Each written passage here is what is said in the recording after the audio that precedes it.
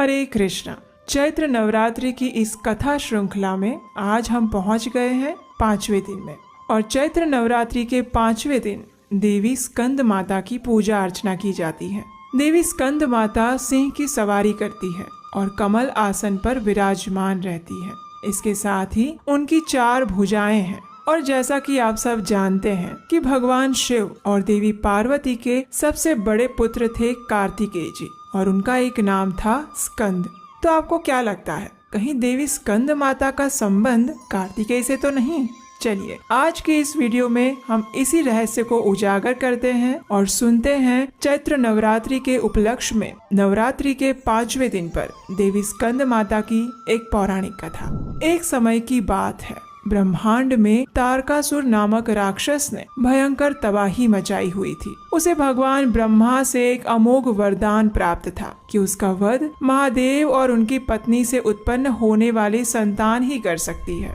तारकासुर इस बात से भली भांति परिचित था कि महादेव तो योगी और तपस्वी है, इसलिए वे कभी भी विवाह नहीं करेंगे, तो उनकी संतान उत्पन्न होने का तो प्रश्न ही नहीं उठता। इसलिए अपनी शक्ति के मिथ्या अहंकार में आकर तारकासुर ने सभी देवी देवताओं को परास्त करके स्वर्ग पर अतिक्रमण कर लिया। जब देवी सती ने भगवान शिव से विवाह किया तो देवताओं को ये उम्मीद बंधी कि अब उनकी संतान से तारकासुर का समूल विनाश हो जाएगा। लेकिन जैसे कि हम सब जानते हैं, देवी सती ने अपने पिता दक्ष के यज्ञ में अपने प्राण त्याग दिए और फिर एक बार सभी देवता निराश हो गए। लेकिन भगवान की ये दिव्य और अनोखी लीला अभी समाप्त नहीं हुई थी। देवी सती ने फिर एक बार जन्म लिया और इस बार पर्वतराज हिमालय और उनकी पत्नी देवी मैना के घर में, जहाँ उनका नाम पार्वती रखा गया। विवाह के योग्य हो जाने पर देवर्षि नारद ने देवी पार्वती से भगवान शिव को प्रसन्न करने के लिए तपस्या करने का अनुरोध किया, ताकि संपूर्ण ब्रह्मांड पर आई इस विपदा का कोई समाधान निकल सके।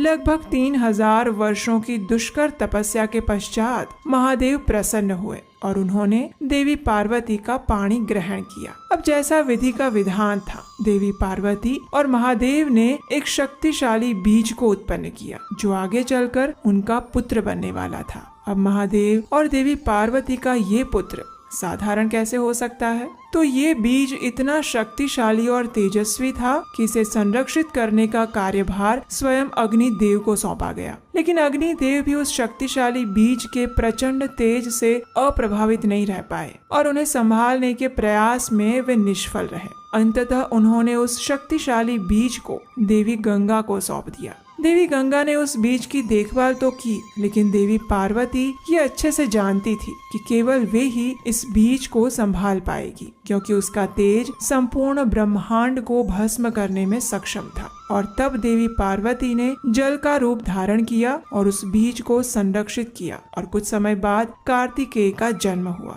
देवी पार्वती का ये रूप, जिसमें वे अपने पुत्र कार्तिकेय का पालन पोषण करती है, इसे ही देवी स्कंद माता के नाम से जाना जाता है। जब कार्तिकेय का जन्म हुआ तो उनके 6 मुख थे। ऐसा कहा जाता है कि कुछ समय के लिए इस बालक की देखभाल 6 ऋषि पत्नियों ने की थी, जिन्हें कृतिका के नाम से जाना जाता था। अपने इन 6 माताओं के नाम से ही इस बालक का नाम कार्तिकेय पड़ा। कार्तिकेय का जन्म जैसे देवताओं के लिए उम्मीद की एक नई किरण साबित हुआ। जब कार्तिकेय बड़े हुए और सब प्रकार की विद्याओं में निपुण हो गए तो देवताओं ने उन्हें अपना सेनापति बनाया। उन्होंने कार्तिकेय को अपने अस्त्र शस्त्र प्रदान करके हर प्रकार से शक्तिशाली बना दिया और इसके बाद कार्तिकेय ने तारकासुर के विरुद्ध धावा बोल दिया और उसका विनाश करके संपूर्ण ब्रह्मांड को उसके आतंक से मुक्ति दिलाई। चलिए अब हम कार्तिकेय जी के बारे में आपको एक रोचक जानकारी देते हैं। एक बार क्या हुआ कि जब वे ब्रह्मा जी से विद्या प्राप्त करने गए थे तो उन्होंने ब्रह्मा जी से ओम शब्द का अर्थ पूछा।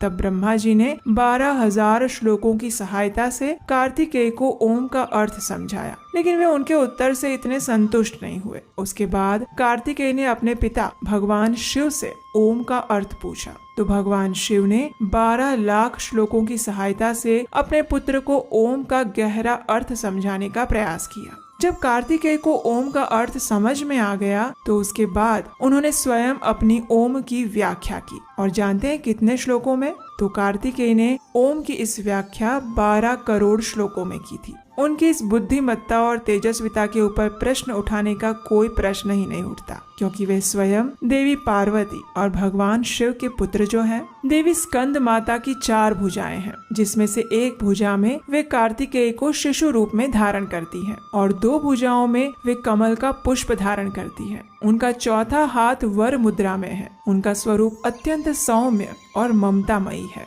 चैत्र नवरात्रि के 5वें दिन आप देवी स्कंद माता के इस श्लोक का उच्चारण कर सकते हैं। सिंहासनागता नित्यं पद्माश्रितकरद्वया शुभदास्तु सदा देवी स्कंद माता यशस्विनी।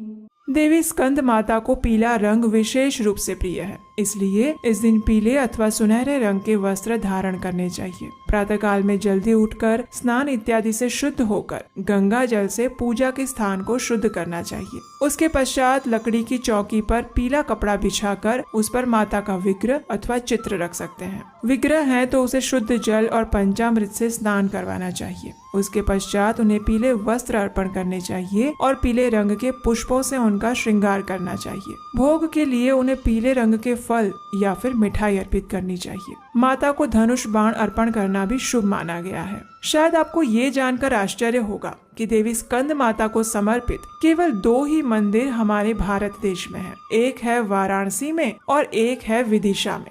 मध्य प्रदेश के विदिशा में पुराने बस स्टैंड के पास सांकल कुआं के पास माँ दुर्गा का विशाल मंदिर उपस्थित है। इस मंदिर की साल 1998 में स्थापना की गई थी। यहाँ पर माँ दुर्गा के स्कंद स्वरूप की पूजा अर्चना की जाती है। वहीं दूसरी ओर वाराणसी के जगतपुरा क्षेत्र के बागेश्वरी देवी मंदिर परिसर में माँ दुर्गा के 5वें स्वरूप यानी स्कंद माता का मंदिर स्थित है। इन दोनों ही मंदिरों में नवरात्रि के 5वें दिन श्रद्धालुओं की भारी भीड़ लग जाती है। इस दिन माता की भव्य आरती और श्रृंगार किया जाता है। ऐसा कहा जाता है कि देवी स्कंद माता के दर्शन मात्र से श्रद्धालुओं के सभी पाप नष्ट हो जाते हैं। तो ये थी चैत्र नवरात्रि के उपलक्ष्य में देवी स्कंद माता की पौराणिक कथा। ये कथा आपको कैसी लगी, ये हमें नीचे कमेंट करके जरूर बताइएगा।